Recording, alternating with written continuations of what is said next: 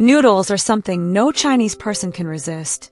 Every region has its own proud noodle dish, but if we're talking about the one with the widest reach and the greatest influence, my vote goes to Lanzhou beef noodles. Today, there are nearly 200,000 Lanzhou noodle shops across China. That's twice as many as the famous Shaxian snack shops, and far more than all the KFC and McDonald's stores worldwide combined. More than 500,000 people make a living from it. So yes, it's fair to call Lanzhou beef noodles the strongest street food in China. But how did this humble bowl of noodles spread to every corner of the country and capture the stomachs of millions?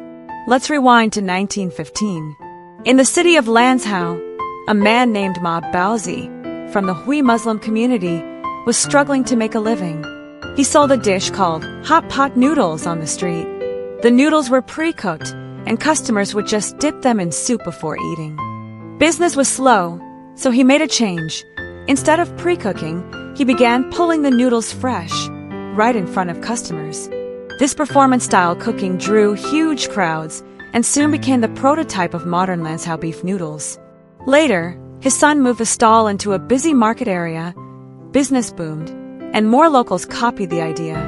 Over time, the recipe was refined into the famous 5 standards: clear broth, white radish, red chili oil, green herbs, yellow noodles.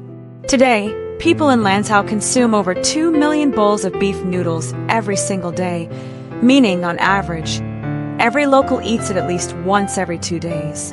But here's the twist. The people who truly spread Lanzhou beef noodles nationwide weren't from Lanzhou at all. They were from Hualong County in neighboring Qinghai Province. In fact, in Lanzhou itself, calling it Lanzhou noodles can even be seen as offensive because locals know it was outsiders who borrowed the name. So why did they borrow the name? The answer lies in Hualong's harsh reality.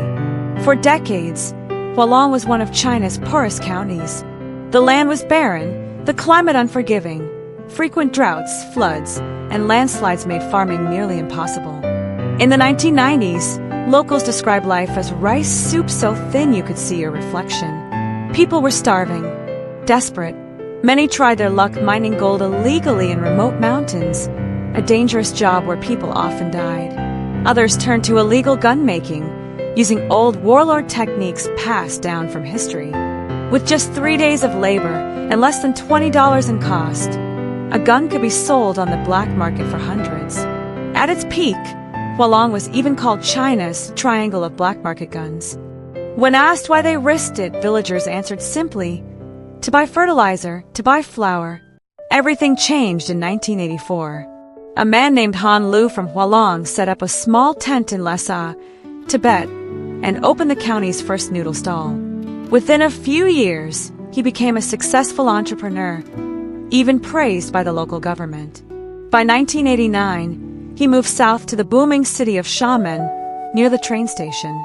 The cheap, quick, and tasty noodles were perfect for the fast-paced economy, and business soared. That year alone, Han earned 50,000 yuan, a fortune at the time.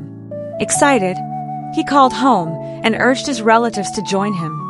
Soon, there were 5 Hualong-owned noodle shops in Xiamen, then more in Guangzhou and Shenzhen.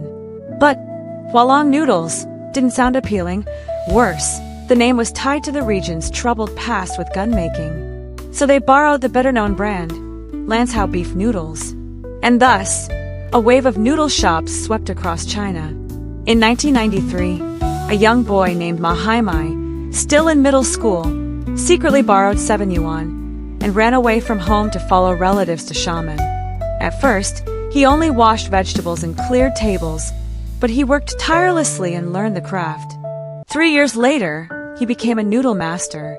In 1997, Han Lu took him to Manila in the Philippines to open a restaurant. The shop became wildly popular among overseas Chinese. After 3 years, Ma returned home with over 1 million yuan in earnings.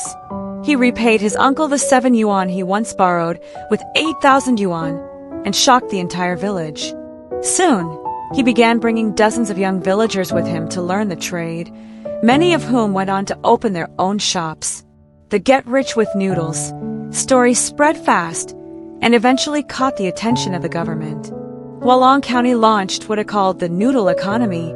They set up offices in major Chinese cities to help locals with permits, shop rentals, and training. Later, they introduced official labor certificates and offered subsidies, low-interest loans, and even bonuses to encourage more villagers to start noodle businesses.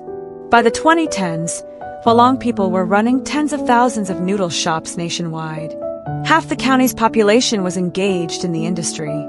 With their earnings, villagers built new houses, bought cars, opened factories, and funded schools. Thousands of local students were supported through college. Finally, in 2020, Hualong County officially lifted itself out of poverty. And here's the irony. Many of these so-called Lanzhou noodle shops are still run by Hualong people, and sometimes even sold back to actual Lanzhou locals.